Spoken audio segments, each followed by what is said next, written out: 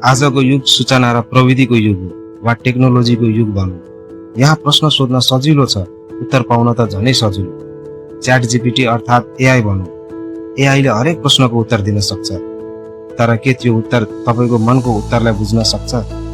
एआईले ज्ञान दिन सक्छ, तर के एआईले माया दिन सक्छ? एआईले हरेक प्रश्नको समाधान दिन सक्छ, तर के त्यो समाधानले तपाईको आँखाको आँसु पुस्न सक्छ? एआईले तपाईको समस्याको विश्लेषण गर्न सक्छ, तर के एआईले तपाईको मनको भावनालाई बुझ्न सक्छ? एआईले तपाईको हरेक शब्दहरू सजाउन सक्छ, तर के त्यो सजावटका शब्दहरूले तपाईको मनको पीडालाई समेट्न सक्छ?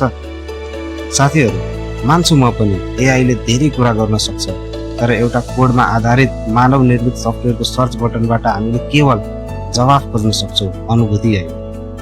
एआईबाट हामीले चाहिएको आवश्यक डाटाहरू सर्च र एनालाइसिस गर्न सक्छौँ, तर जीवनको यथार्थ मूल्य न त त्यो डाटामा हुन्छ न कुनै सर्चमा। त्यसैले प्रविधि र टेक्नोलोजीको युज गरौँ, तर आफूभित्रको माया, सम्बन्ध र भावनाहरूलाई गुमाउन नदिऊ। एआई र यस्ता टेक्नोलोजीहरूले धेरै कुरा सहज बनाएको छ, तर जीवन जिउन अझै पनि एकअर्काको साथ नै चाहिन्छ। जीवन बुझ्न सक्ने, तपाईँको शब्दहरू सुन्न सक्ने र तपाईँको हात थाम्न सक्ने भनेको मान्छेहरू नै हुन्, कुनै एआई होइन।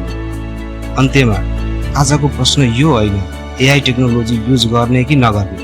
प्रश्न त यो हो कि टेक्नोलोजीको दुनियाँमा आज हामी कहाँ छौँ? के हामीले आफ्नो असली पहिचान बचाउन सकेका छौँ या फिर प्रविधिको दौडमा आफैलाई बिर्सिँदै गइरहेका छौँ?